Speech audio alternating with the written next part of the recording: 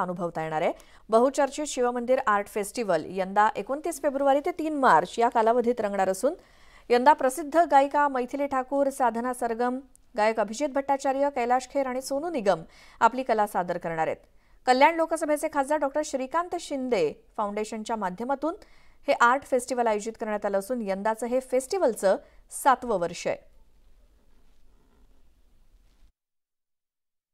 याही वर्षी अंबरनाथ शिवमंदिर आर्ट फेस्टिवलचं आयोजन या ठिकाणी केलेलं आहे। 29 फेब्रुवारी, 1, 2, 3 मार्च असं 29 ते 3 मार्चपर्यंतचा हा कार्यक्रम असेल।